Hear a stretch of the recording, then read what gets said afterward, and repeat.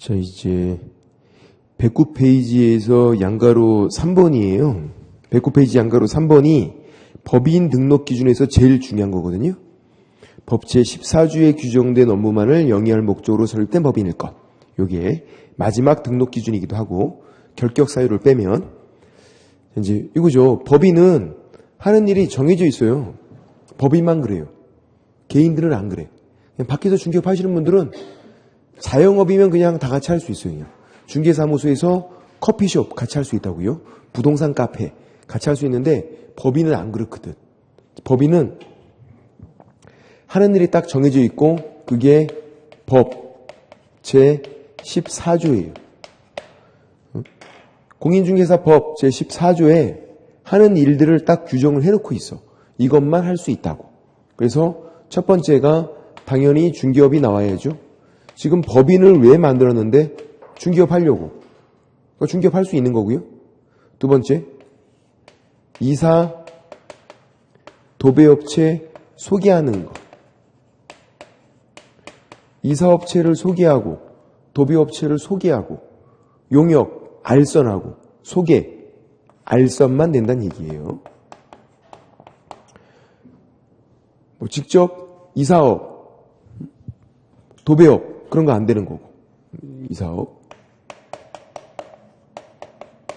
도배업 그런 거 안 되고 용역의 제공 그런 거 안 되는 거고. 알선만 되니까. 직접 하는 건 안 되고 소개만. 세 번째, 분양대행. 분양을 대신하는 거예요. 자, 여기서 이제 한번 질문 드려볼게요. 분양을 대신한대요. 우리가 소위 이제 분양이라고 말하는 거 있잖아요. 분양. 그게 중개업과 같은 거예요? 다른 거예요? 분양한다. 중개업과 달라요. 왜? 말이 다르잖아. 같은 말이 아니잖아요. 이사 도배업체를 소개하는 것도 중개업이 아니에요. 그 업체를 소개해 주는 거지. 그 소개업이지 중개업이 아니거든요. 얘도 당연히 중개업이 아니에요. 제가 쭉 적게 내는데 그거 다 중개업이 아니에요. 1번만 중개업인 거야. 나머지는 중개업이 아니다. 나머지는. 이건 그냥 분양을 대신해 주는 거고. 그리고 관리대행. 당연히 중개업이 아니에요. 근데 중개업이 아니지만 중개업과 같이 할 수 있는 거예요. 이런 건 또 아니거든요. 중개업 하려고 법인을 만들었으니까 너는 중개업만 해. 이게 아니에요. 중개업이 아닌 것도 같이 할 수 있는 거예요. 나머지들은 다 중개업이 아닌데 중개업과 같이 할 수 있다. 그래서 이거를 겸업 이렇게 불러요. 중개업과 같이 한다고. 겸업. 그 다음 상담. 컨설팅 하는 거죠. 컨설팅은 중개업이 아니에요. 컨설팅업이지. 중개업과 같이 할 수 있고 경영정보, 경영기법 제공. 프랜차이즈업이에요. 경영정보, 경영기법을 제공하는 거 뭐다? 프랜차이즈업. 중개업이 아니에요. 중개업과 같이 할 수 있고 마지막이 경매, 공매 관련 업무예요. 이거 중개업과 같이 할 수 있어요. 경매 법원 가서 입찰 서면 대신 써주고 낙찰 받으면 수수료 받고 하는 거. 그거. 우리가 소위 이제 경매법인 있잖아요. 경매법인에서 하는 일들. 그런 게 이거를 법인 만들어서 할 수 있다고요. 우리가 소위 말하는 경매법인이 중개법인이야. 중개업 등록하고 그거 하는 거예요. 경매 공매 관련 업무가 그거다. 경매 관련 입찰 서면 대신 써주고 낙찰 받으면 돈 받고 하는 거. 그렇게. 자. 얘네들은 중개업이 아니란 말이에요. 중개업이 아닌데 중개업과 겸업 같이 할 수 있다. 그러면 2번부터 7번까지를 무조건 같이 해야 한다. 맞아요? 그건 아니죠, X. 같이 해야 한다는 게 아니라 같이 할 수 있는 거예요. 그럼 이건 뭐냐면 이거 이외의 거는 못한다는 얘기야. 그러니까 아까 이사업, 도배업 여기 안 나왔으니까 못하는 거예요. 그렇게. 그럼 운송업 안 돼요. 사채업 안 돼.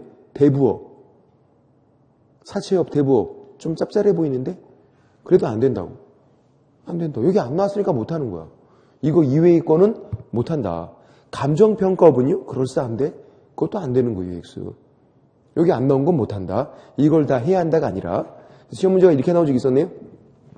상담을 중개업과 겸업 해야 한다. X. 같이 할 수 있는 것뿐이에요. 그런 개념들. 자, 소개업고 이사업 X, 도배업 X였고 분양대행은요. 요 분양대행 요게 나오면 항상 대상물을 봐야 돼. 주택 분양대행 되고요. 상가 분양대행 돼요. 안 되는 거 토지 분양대행 X, 공장 X, 농업용 건축물 X, 상업용 건축물이어야 돼. 토지만 3번 나왔네. 분양할 때 뭐에 대한 분양인지를 봐야 된다고요.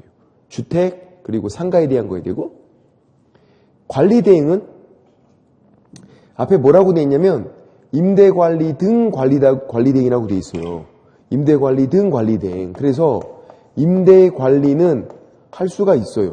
임대관리 등 관리대행.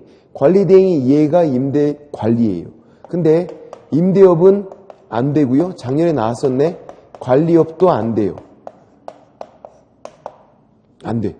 그러니까 지금 뭐에 대한 게 되는 거냐면 진짜 골 때려요. 임대업, 관리업은요. 자기 건물이야. 안 돼. 자기 건물에 대한 건 안 되고 임대관리, 관리대행은 타인 소유 건물에 대한 것만 된다는 얘기예요. 법인 소유 건물이 있대요. 건물이. 임대업 못해. 못하는 거야. 놀려야 돼 그냥. 다른 사람 건물이면 임대 관리해주고 관리대행 해주고 그런 거 할 수 있는데 그러니까 남이 거, 내 거는 못하고 이렇게. 상담, 컨설팅이죠. 부동산 이용, 개발, 거래에 관한 상담, 컨설팅만. 경영정보, 경영기법 제공은 누구를 상대로 하는 거냐면 개공 상대로 하는 거예요. 프랜차이즈업이에요. 중개업 하시는 개업공인중개사를 프랜차이즈 회원으로 모집하는 거예요. 그러니까 개공 상대로는 되는데 그냥 공인중개사를 상대로는 안 돼요. 개공과 공인중개사는 다른 거잖아. 그죠? 공인중개사 상대로 하는 게 아니라 개공 상대로 하는 거다. 개공 상대로. 프랜차이즈업. 경영정보, 경영기법 제공, 프랜차이즈업. 누굴 상대로? 개공 상대로. 프랜차이즈 회원으로. 경매 공매는 누가 못하냐면 부칙상 개공이 못해요. 자, 부칙상 개공은 누구냐면 응팔 시절부터 중개업했던 분들, 1989년 이전부터 옛날부터 자격증 없는데 그냥 했던 분들이 있어요. 등록은 되어 있어. 옛날부터 했기 때문에. 옛날 복덕방 하시던 분들이에요. 그분들은 다른 건 할 수 있거든요. 근데 경매 공매는 못 하세요. 부칙상 개공은. 경매 공매는. 그거 주의해야 되고. 그래서 모든 개업공인중개사가 경매 공매할 수 있다. X. 부칙상 개공은 경매 공매를 못한다. 자, 이 부칙상 개공은 두 가지만 기억하면 끝나. 9월 달에도 10월 달에도. 최근에 나오는 건 그 두 가지밖에 없으니까. 자, 부칙상 개공, 경매 공매 관련 일은 못한다. 옛날 복덕방 하시는 분들은. 두 번째, 이 부칙상 개공은 공인중개사 사무소 사용할 수 없다. 공인중개사가 아니니까. 개공이지만 자격증은 없다고요. 공인중개사 사무소 사용할 수 없다. 경매 공매 못한다. 그렇게 그 두 가지만. 그래서 이런 내용들은 사실 다음 주에도 나오고 어렵지 않아요. 나중에 전혀 일도 어렵지 않아. 근데 이제 헷갈리는 거. 자, 중개업은 업이 들어가 있어요. 이거 이렇게 나와요. 이사 도비업체의 소개업, 아니면 분양대행업, 관리대행업, 상담업, 경영정보, 경영기법 제공업, 뒤에 업이 들어가 있어. 그럼 OX. 이사 도비업체의 소개업 그러면 O 돼요. 돼. 중개업도 업이 들어가 있잖아. 얘도 업이 들어가도 맞아요. 분양대행업, 주택분양대행업 돼요. 무슨 말이냐면 되는 거에다가 업을 붙였을 때 X로 바뀌면 안 된다고. 그게 이제 대표적으로 시험에 나왔던 게 이거죠. 주택의 분양대행이면 되는 거죠. 이건 되는 거잖아요. 분양대행은 주택, 상가에 대한 거니까 주택 분양대행은 된다고요. 그러면 주택, 분양대행, 업 그러면 OX? O 된다고. 되는 거에다가 업을 붙였을 때 X로 바뀌면 안 된다고요. 업은 여러 번 한다는 얘기예요. 아니, 중개업도 업이 들어가 있잖아. 업 때문에 X 하지 말자. 근데 업에 우리가 은근히 많이 낚여. 상담업 되는 거죠. 컨설팅업 그렇게 부르잖아요. 컨설팅업, 상담업 같은 말이에요. 되는 거지. 프랜차이즈업 이렇게 부르잖아. 되는 거에다가 업을 붙였을 때 X라고 하면 안 된다. 그거. 그리고 얘는 법인만 그런 거죠. 두 번째 질문 이거예요. 밖에서 중개업 하시는 분들, 개인 사업자, 시험 붙어서 등록했대. 공인중개사로. 개인 사업자가 된 거예요. 법인이 아니라. 지금 법인으로 등록했으면 법인인 개공, 법인 사업자가 된 거고, 법인만 그런 거고, 개인들, 밖에서 중개업 하시는 분들, 이 사업, 도배업 못해요? 밖에서 중개업 하시는 분들, 인테리어 할 수 있어요. 개인들은 아무런 제한이 없다니까요. 개인들은 커피숍 같이 할 수 있어. 개인들은 이것저것 다 같이 할 수 있어요. 자영업이면. 개인들 밖에서 중개업 하시는 분이 도배 기술이 있대. 그럼 도배하셔도 된다고. 힘이 나와 돈데 이 사업 하셔도 된다고. 그럼 진정한 1타 쌍피 3피가 되는 거지. 얼마나 좋아. 내가 중개해주고 돈 받고, 내가 밤에 가서 도배도 해주고 돈 또 받고, 주말에 가서 이삿짐도 날라주고 돈 또 받고. 와, 1타 3피로다가 짭짤하잖아. 그 다음날 가서 입원해야 돼. 입원해야 돼. 쌍코피 터져요. 이거 힘들어. 다크서클 턱밑까지 내려와. 할 수는 있다. 할 수는 있다. 인테리어는 같이 하시는 분들 제가 봤네. 인테리어 얼마나 좋아요. 상가 내가 중개해주고 인테리어도 내가 해주고. 괜찮잖아. 그렇죠? 법인만 그런 거지 개인들은 상관이 없다. 이사업, 도배업, 또 개인들은 임대업, 관리업 다 할 수 있어요. 그러니까 이제 제가 또 제일 많이 받는 질문이 그거예요. 자기 건물이 있대. 근데 제가 여기 임대업 X라고 써놨으니까 그럼 자기 중개업 하면 임대업은 못 하는 거니? 건물 팔아야 되니? 아니라고. 할 수 있다고. 개인들은 임대업 할 수 있다고요. 법인만 그런 거라고. 이건 지금. 그러니까 누구를 물어보나를 잘 봐야 돼요. 개인인지 법인인지. 그래서 이걸 외울 때 우리가 이렇게 외우죠. 법인, 업무자를 붙여서 외워요. 법인만 하는 일이 법인 업무 중, 이, 분, 관, 상, 경한다. 2분간만 서울에 올라간다. 그렇게 하죠. 법인 업무 중 2분간 상경한다. 법인만 하는 일이 딱 정해져 있어서 법인 업무 중 2분간 상경, 2분간만 서울에 잠깐 올라간다. 그런 말이잖아. 법인 업무 중 2분간 상경한다. 요거는 법인 마지막 등록 기준이다. 개인들은 이런 게 없는데 법인만 이렇게 하는 일이 정해져 있다. 그런 거고. 그렇게 보시면 되고.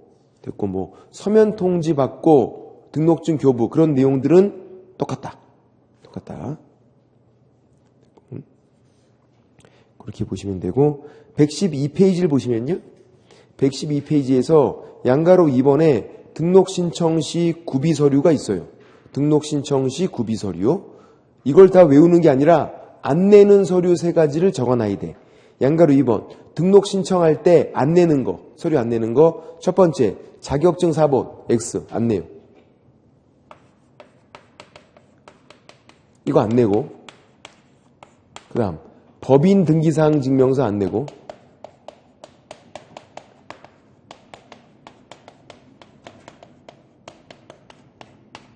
그 다음 건축물 대장 안 내요. 이 3가지 안 내요. 안 내는 거 3가지. 자격증 사본은 왜 안 내는지도 이유를 알고 있어야 돼. 자격증 사본은 등록관청이 물어봐요. 시도지사에게. 자격증을 발급한 시도지사에게 자격 확인을 요청한다. 지들끼리 확인하니까 우리가 안 내는 거예요. 이 2가지는 인터넷으로 확인하는 거고, 공무원이. 그래서 3가지를 안 낸다. 3가지가 계속 똑같이 계속 쭉 안 내다가 자격증 사본은 내는 경우가 한 번 나와요. 언제 내냐면 거래정보사업자 지정 신청할 때. 거래정보사업자로 지정 신청할 때 나중에 내는 경우가 한 번 나와요.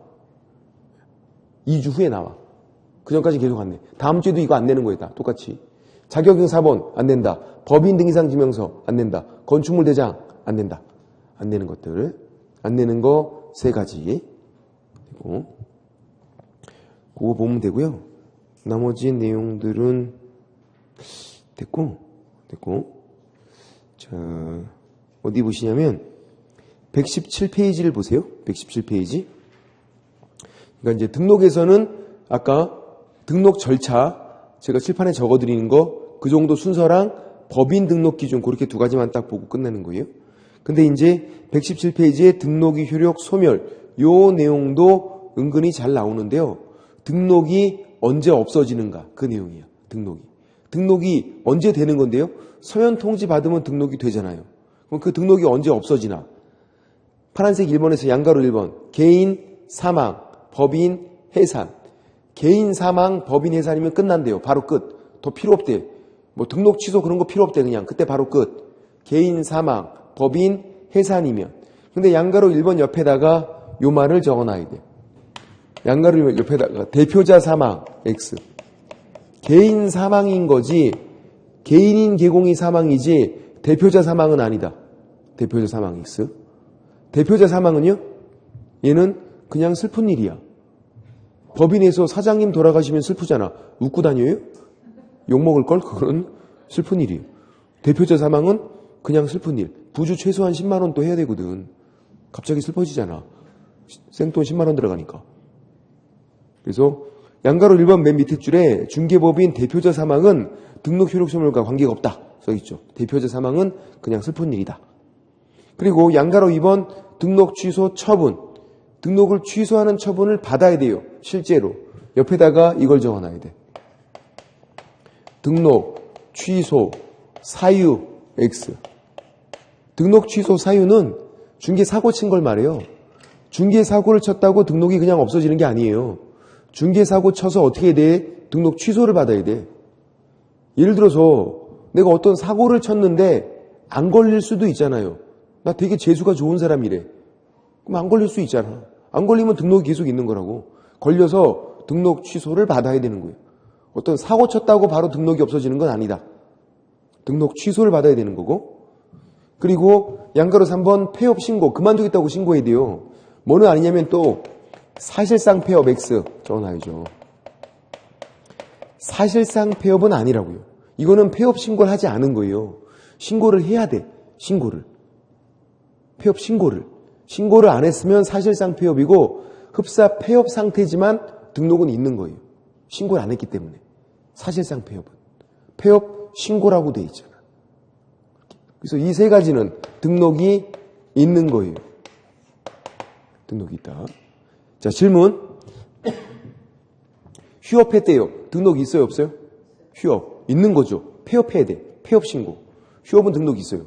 그러면 또 업무 정지를 받았대요. 일을 못하게 사고 쳐서 업무 정지. 등록 있어. 등록 취소가 등록이 없어지는 거죠. 업무 정지, 등록은 있는데 일을 못하는 거. 휴업은 등록이 있는데 쉬는 거예요, 그거. 그래서 등록 취소, 그리고 폐업 신고, 그래야 등록이 없어지는 거다. 등록 취소 사유, 내가 중개사고 쳤다. 등록은 있다.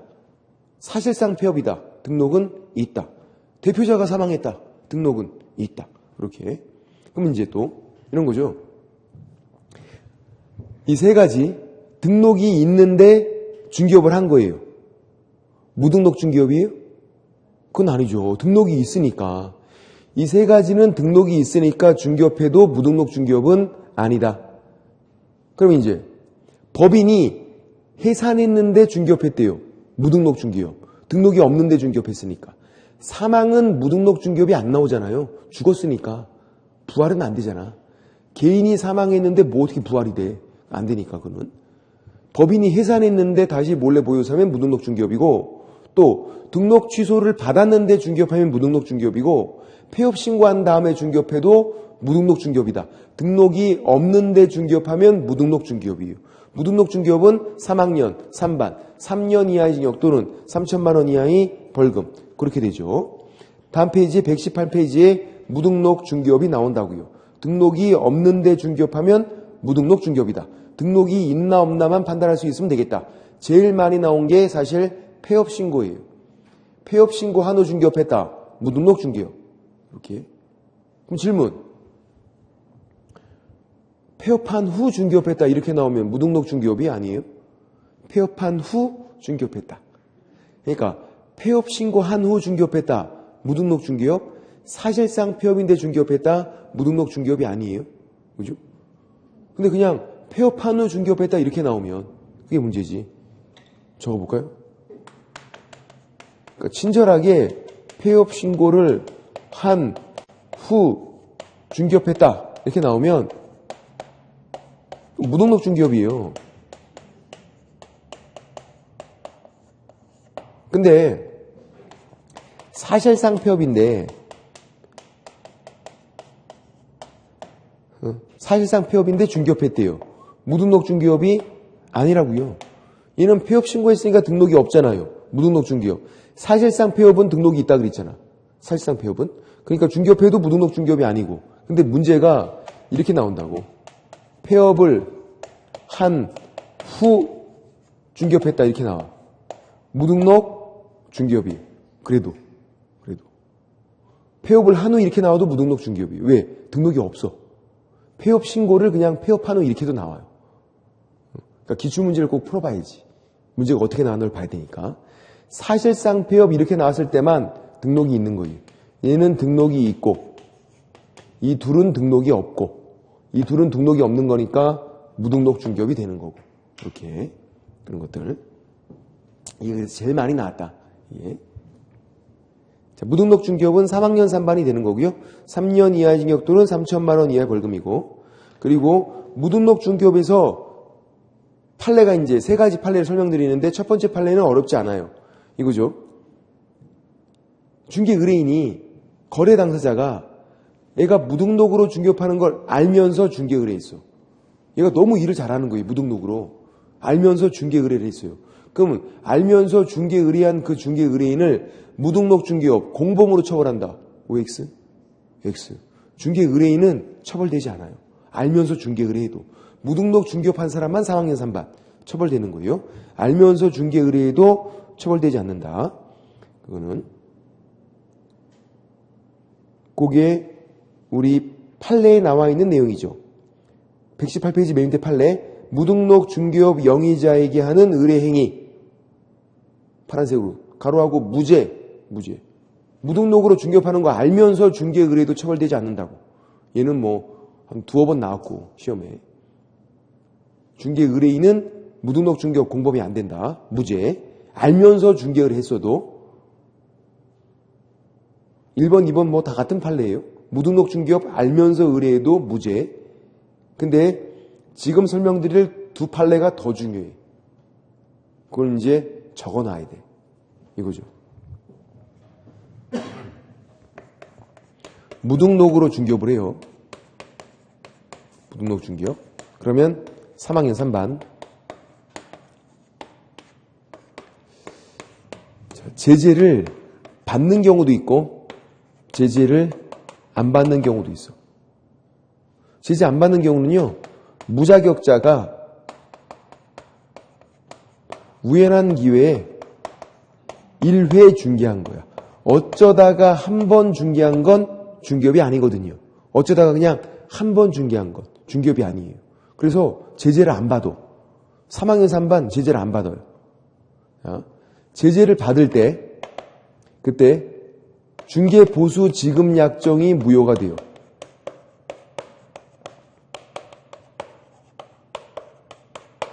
무효. 그래서 중개보수를 청구할 수 없어요.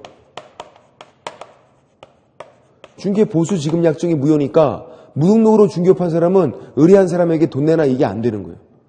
근데 제재를 안 받으면 중개보수 지급 약정이 유효가 되거든요.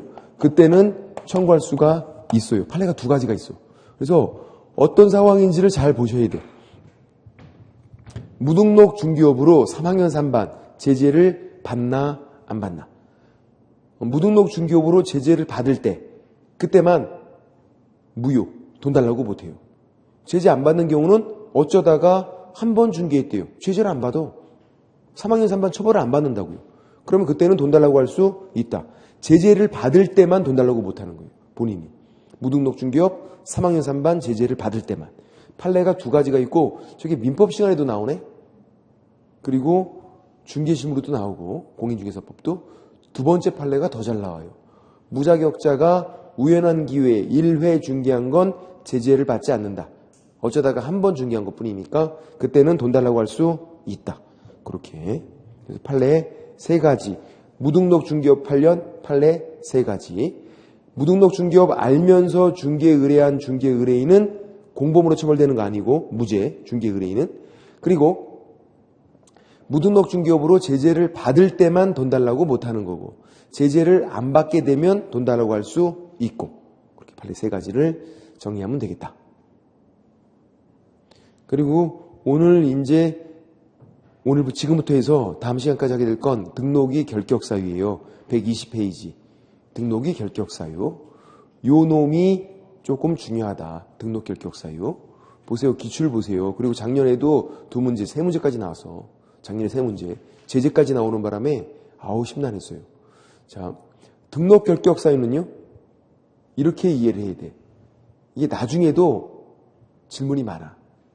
등록 결격사유라고 돼 있으니까 제목이 이거 등록이 안 되는 거다. 끝. 그럼 안 돼. 그렇게 이해하시면 안 돼. 등록 결격사유가 등록이 안 되는 거다. 끝. 그게 아니에요. 그렇게 좁게 이해하면 안 돼. 넓게 이해해야 돼. 등록 당연히 안 돼요. 뭐도 못하게 하는 거냐면 중개보조원도. 그러니까 중개업에 아예 종사를 못하게 하는 거예요. 중개보조원도 못하게 하는 거예요. 이 등록 결격 사유의 대표적인 게 미성년자예요. 미성년자는요, 시험은 볼 수 있어요. 공인중개사가 될 수 있네? 근데 등록은 안 돼요. 등록 결격 사유. 이사급은 될 수 있나요? 안 돼요. 소공은 될 수 있나요? 안 돼요. 그래서 중개보조원 하겠대, 그러면. 이거 다 안 되네? 그럼 나 중개보조원 해야지. 미성년자가 중개보조원 하겠대. 돼요? 그것도 안 돼. 중개업에 종사가 안 돼, 그냥. 미성년자는. 다른 일 하라고, 다른 일. 뭐 할 수 있는데? 편의점 알바, 그런 거 할 수 있잖아. 그런 거 하라고. 그런 건 상관없잖아. 그죠? 중개업은 안 된다고. 중개보조원도 안 되니까. 넓게 이해해야 넓게. 당연히 등록은 안 되고, 중개보조원도 못하게 하는 거. 넓게 이해하자. 그리고 나중에 문제가 되는 거, 그거를 옆에다가 좀 적어놔야 돼요. 뭐냐면, 이거거든요. 결격사유와 제재인데요.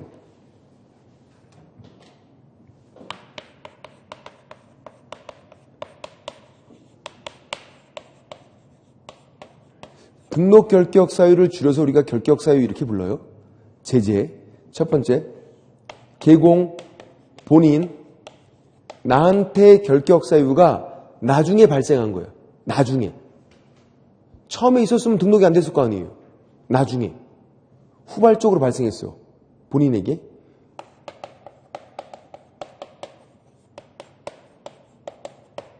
그러면 절등치, 절대적 등록 취소. 예외도 없어.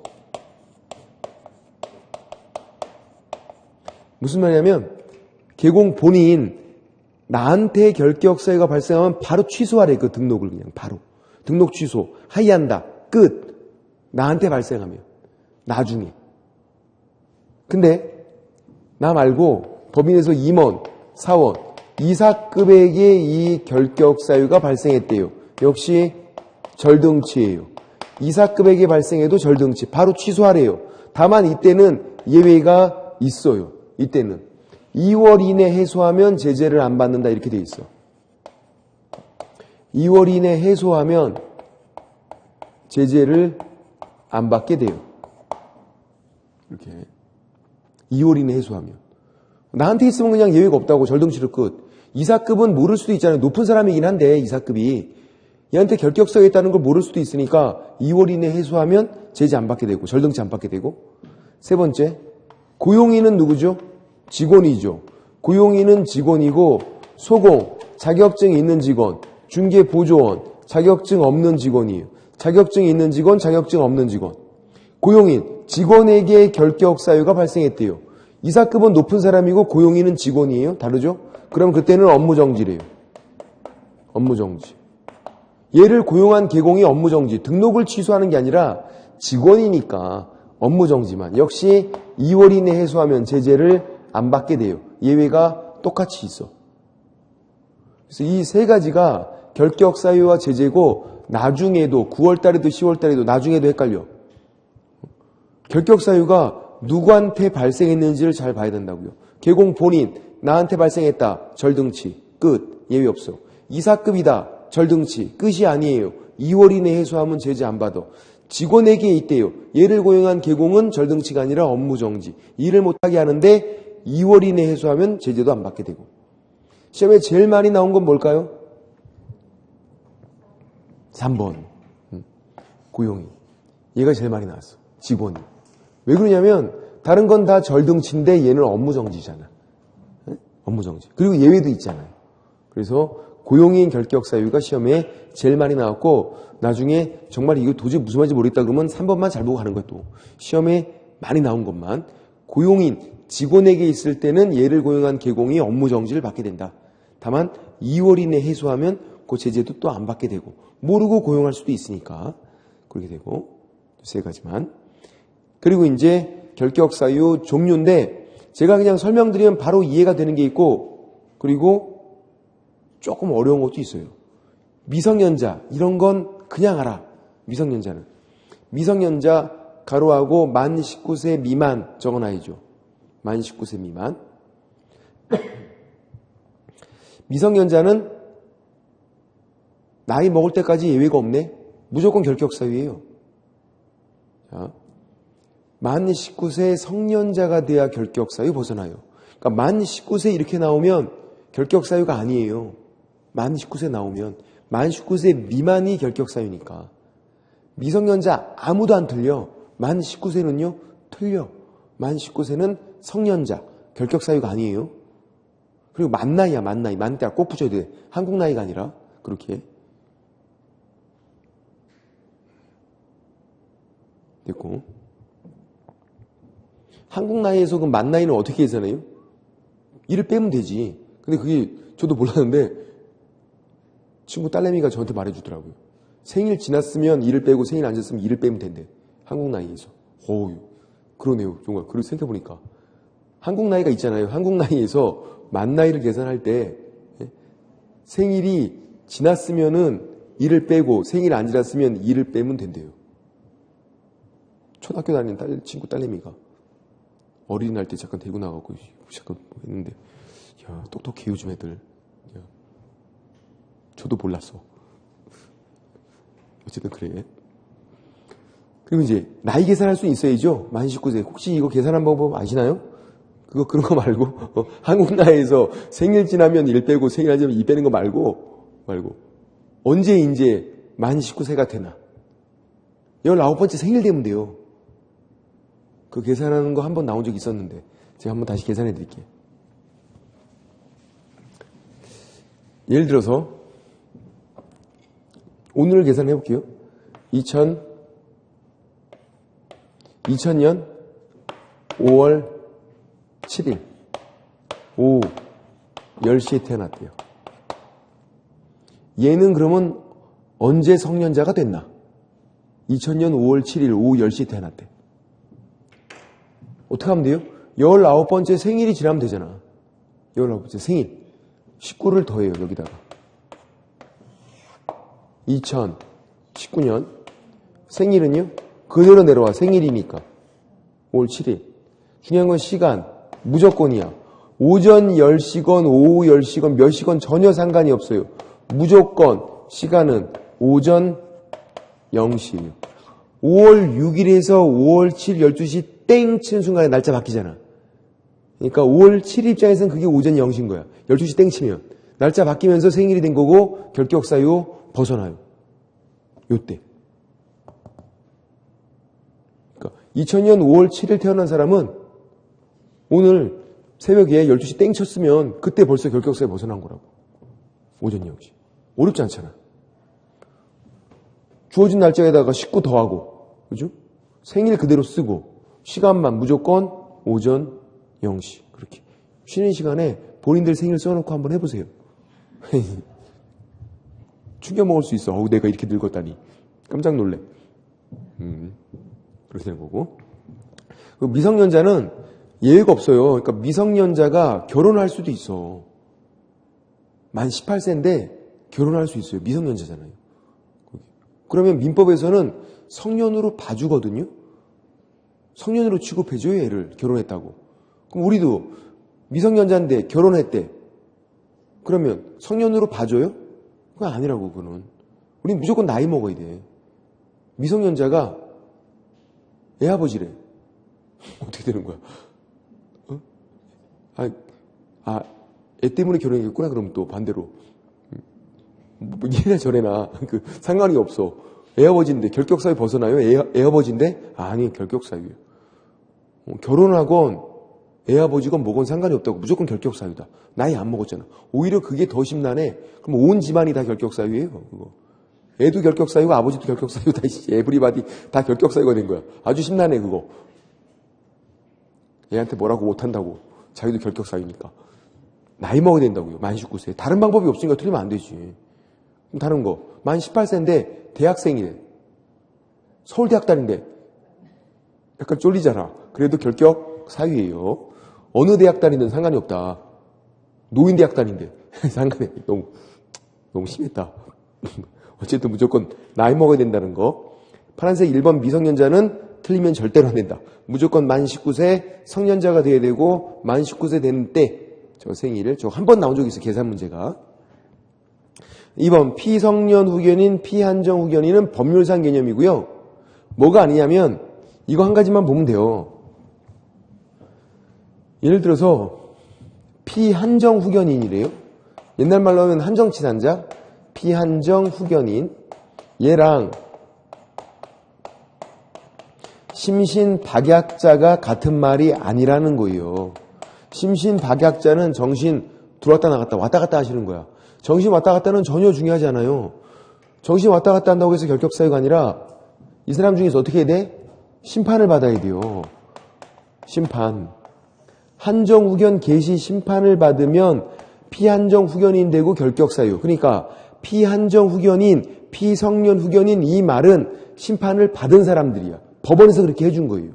근데 심신박약자다, 심신상실자다, 결격 사유가 아니에요. 사물을 처리할 능력이 결여되어 있다, 지속적으로 결여되어 있다, 결격 사유 아니에요.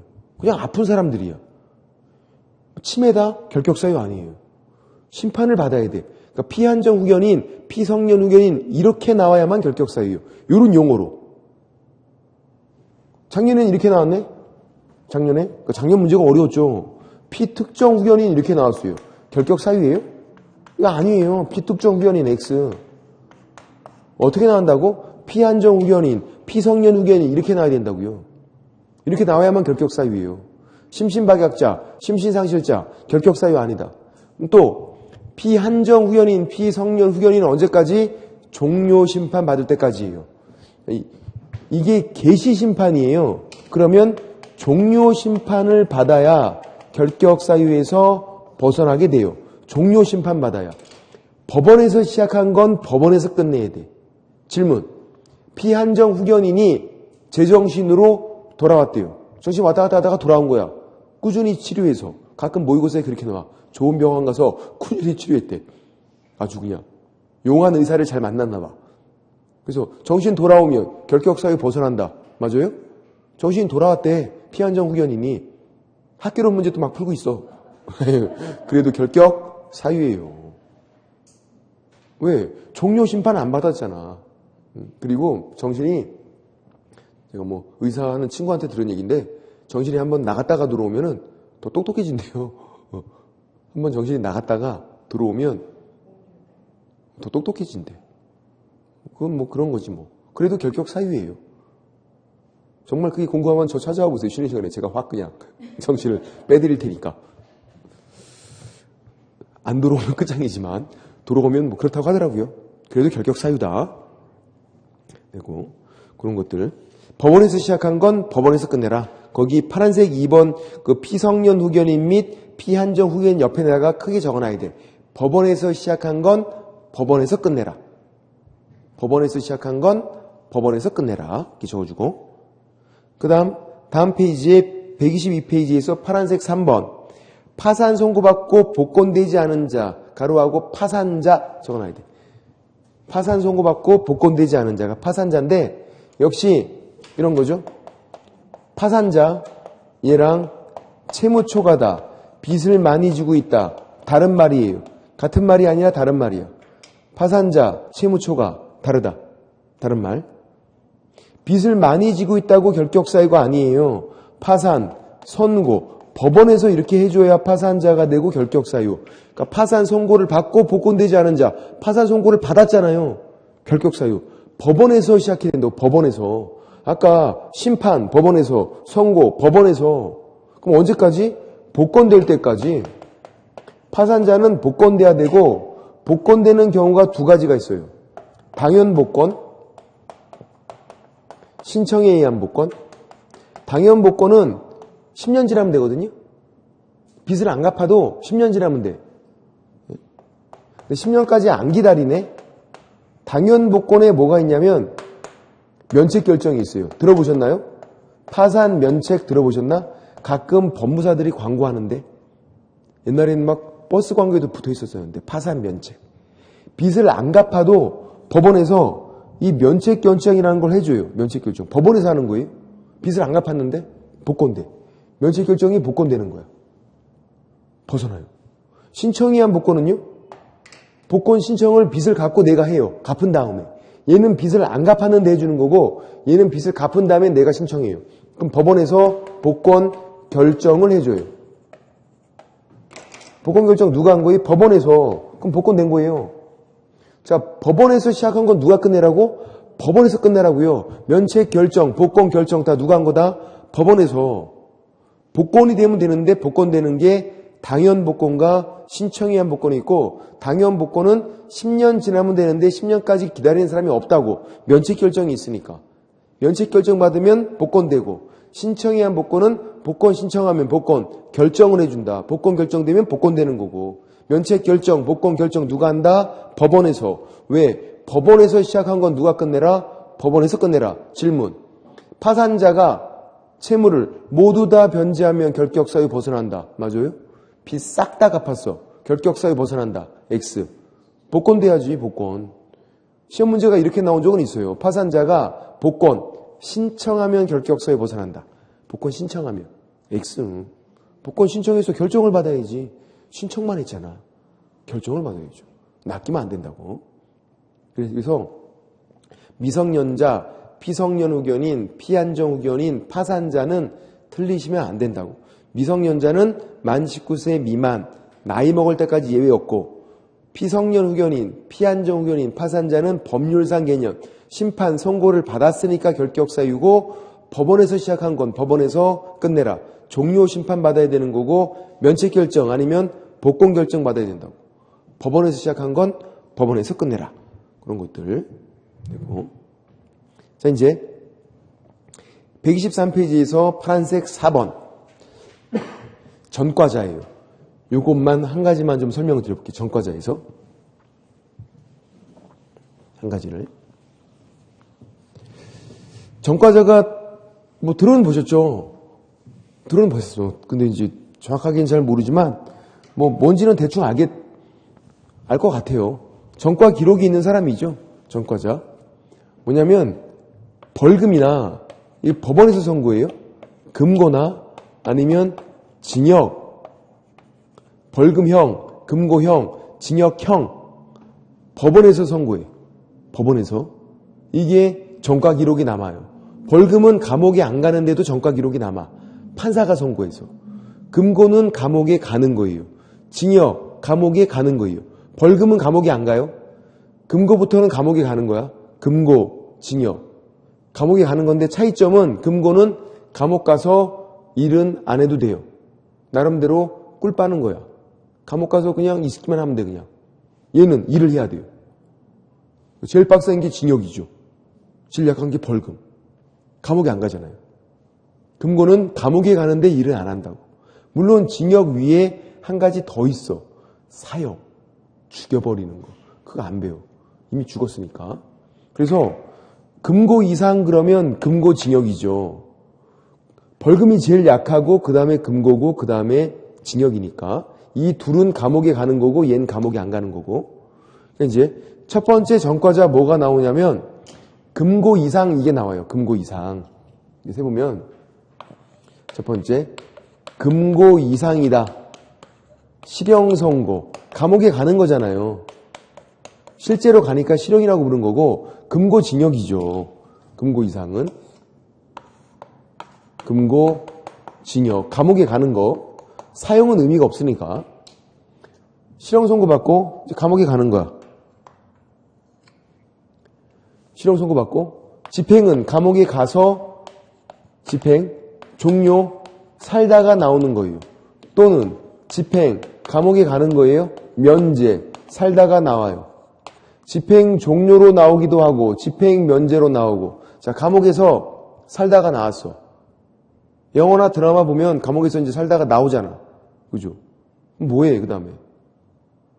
두부 먹어. 두부 먹잖아요. 근데 두부 먹고선 3년을 또 기다려야 돼요. 두부 요리 전문가가 돼야 돼. 무려 3년. 그러니까 이게 어떻게 보면 좀 억울할 수 있어요. 왜냐면 내가 감옥에 안 갔으면 몰라도 갔다 왔잖아. 살다 나왔잖아요. 집행 종료, 집행 면제가 죄값을 다 치르고 나왔다는 얘기예요. 근데 바로 중개업을 못해. 3년 또 기다려야 돼. 왜냐면 감옥 간 건요, 굉장히 큰 잘못을 한 거야. 주변에 생각해 보세요. 감옥 간 사람이 있어요? 우리 주변에? 없어. 본 적이 없어. 없잖아. 왜냐면 감옥 가는 건 아주 나쁜 놈들이야. 나쁘신 분들이야. 혹시 있을 수도 있으니까. 웬만하면 감옥에 안 가거든요. 그러니까 사회에 큰 무리를 일으킨 거예요. 그래서 3년간이나 더 반성을 하래요.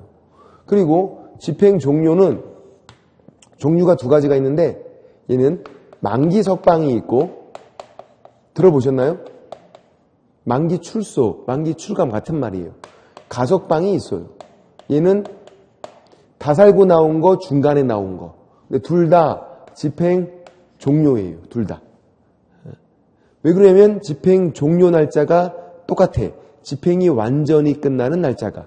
이걸 해볼게요. 이런 경우에요. 징역 3년 선고. 이 날짜에. 그럼 징역은 감옥에 가는 거잖아요. 3년간 감옥에서 다 살고 나와요. 만기 석방. 다 살고 나오는 게 만기 석방. 한 2년 살다가 나와요. 가석방. 그럼 만기 석방은 보세요. 요 날짜가 집행 종료일이에요. 또 살 거 없잖아. 다 살고 나왔잖아요. 끝. 그죠? 집행 종료일. 가석방은 2년 살다 나왔어요. 집행 종료가 안 됐어. 나오기만 한 거야. 1년이 남았잖아요. 아직 중간에 나왔으니까. 이 남은 거를 우리가 뭐라고 부르냐면 남은 거를 잔형기라고 불러요. 남은 형기다. 그래서 이 잔형기를 집에서 마저 살아야 돼. 감시를 받으면서. 감옥에서 2년, 집에서 1년, 3년 다 채워야 끝나요. 2년 나오면 바로 끝나는 게 아니라 남은 거를 집에서 감시받으면서 살아야 돼. 잔형기를. 3년을 다 채워야 되는 건 똑같아요. 그래서 결격기간 계산할 때 똑같아. 이 사람이 결격 사유 벗어나서 이제 중개업에 종사할 수 있는 거. 그 날짜를 제가 계산을 해볼게요. 예를 들어서 만기 석방이래요. 이렇게 계산을 해. 주어진 날짜를 보시는 거예요. 1월 1일 선고 날짜. 그 날짜를 쓰세요. 이렇게. 이 날짜를 여기다 쓰는 거야. 2019년 1월 1일 징역 3년 선고. 요 선고부터 3년간 만기 석방은 감옥에 살았잖아요. 그러면 요 날짜부터 3년간은 이 사람 뭐 한 거야? 감옥 생활 했잖아요. 그럼 3년을 더해줘야지. 왜? 3년간은 중개업을 못하고 감옥 생활 했잖아요. 선고 날짜부터 3년간 감옥 생활을 했어요. 3년 다 살고 나왔어. 뭐가 된 거예요? 집행 종료가 된 거죠. 만기 석방 집행 종료잖아. 바로 할 수 있냐? 안 된다고. 다시 3년 기다려야지. 집행 종료로 나오면 다시 3년을 기다린다고요. 또 3년을 또 더해줘. 앞에 3년은 징역 3년이니까 3년 더한 거고 뒤에 3년은 플러스 3년이니까 3년 더한 거예요. 총 6년 더해서 이 사람은 2025년 1월 1일 이 날짜가 돼야 결격 사유 벗어나요. 이 날짜부터 중개업에 종사할 수 있어. 장난 아니죠. 그럼 가석방을 보세요. 가석방은요 똑같아요. 선고 날짜 2년간 감옥에서 살았어요. 더해줘요. 감옥에서 2년 살다가 나왔어. 집행이 종료가 됐나? 안 됐잖아요. 남은 거 1년을 마저 살아야 된다고. 집에서. 감옥에서 2년, 집에서 1년. 똑같이 3년을 채우니까 이제 집행 종료. 집행 종료니까 또 3년 더해야지. 집행 종료에다 3년 더하니까. 그럼 똑같잖아요. 똑같다. 다만 앞에 있는 3년이 2년, 1년 찢어진 것뿐이지. 만기 석방은 감옥에서 다 산 거고 가석방은 감옥에서 2년, 집에서 1년, 3년 사는 거 똑같잖아. 그럼 이제 집행면제는요, 뭐랑 같냐면 특별사면과 같아요. 우리 특사라고 부르는 거, 3.1절 특사, 광복절 특사. 얘는 중간에 나와요. 가석방처럼 2년 살다가 특사로 나왔어요, 중간에. 나오면 집행면제니까 뭔가 면제시켜준대요. 특별사면은 뭐를 면제시킬까? 잔연기 면제. 3년은요, 면제가 아니에요. 더해줘야 돼. 그러니까 특별사면, 집행면제 같은 말이고 얘를 계산해 볼게요. 2019년 1월 1일 징역 3년 선고인데 2년 감옥에 살았어요. 감옥에 2년 살았고 특사로 나왔어. 잔연기 1년은 면제, 잔연기는 면제. 3년은 더해줘야지. 3년 더해주잖아요. 그죠? 그러면 1년 줄게 되네요. 차이점이 뭐다? 잔연기. 잔연기를 더해주면 그게 가석방. 잔연기 면제가 된 게 특별사면, 집행면제. 그리고 일반사면이라는 것도 있어요. 이거는 일반사면은 집행면제가 아니거든요. 일사라고 불러요. 일반사면인데 중간에 나와요. 나오는데 얘는 되게 특이해. 나올 때 기록 다 지워줘. 전과 기록. 징역 3년 선고받은 전과 기록이 없어져요. 일반사면은. 특별사면은 전과 기록이 없어진 게 아니에요. 잔연기 면제된 거지. 특별사면은. 일반사면은 전과 기록 자체가 그냥 아예 없어져. 조사에도 안 나오게. 그럼 뭐가 된 거야? 일반인. 그래서 일반사면. 어떻게 돼요? 즉시 벗어나. 일반사면은 즉시. 왜? 전과자가 아닌데? 뭐 더하고 뭐고 할 게 없어요. 나오면 즉시. 자, 느낌은 생각해 보세요. 느낌은 특별사면이 꼭 즉시 같아. 그죠? 그거 아니라고. 특별사면은 집행면제랑 같아서 잔연기 면제고 3년 더해주는 거예요. 특별사면 플러스 3년. 일반사면이 즉시예요. 왜? 일반사면은 뭐가 된 거다? 일반인 된 거다. 일반사면은 일반인 된 거. 즉시 벗어난다.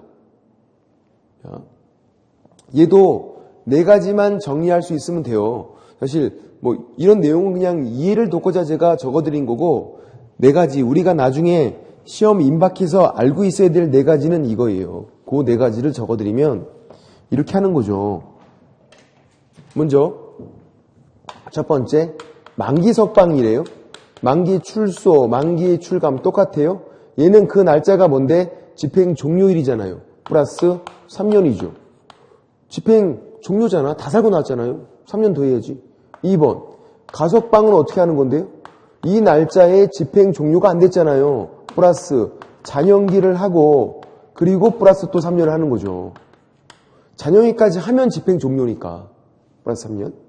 세 번째, 특별사면은 어떻게 하는 건데? 특사는 뭐 면제? 잔연기 면제. 얘는 3년은 더해줘야죠. 이렇게 하는 거죠. 네 번째, 일반사면은 어떻게 하는 건데요? 즉시 얘는 그냥 일반인 된 거라고. 나올 때 전과 기록 다 지워줘서 일반인이니까 즉시 벗어난다. 네 가지만 비교할 수 있으면 끝. 얘는 감옥 갔다 온 거는 이렇게 네 가지만. 이렇게 좀 쉬었다가 다른 것도 한번 정리해 보겠습니다. 좀 쉴게요.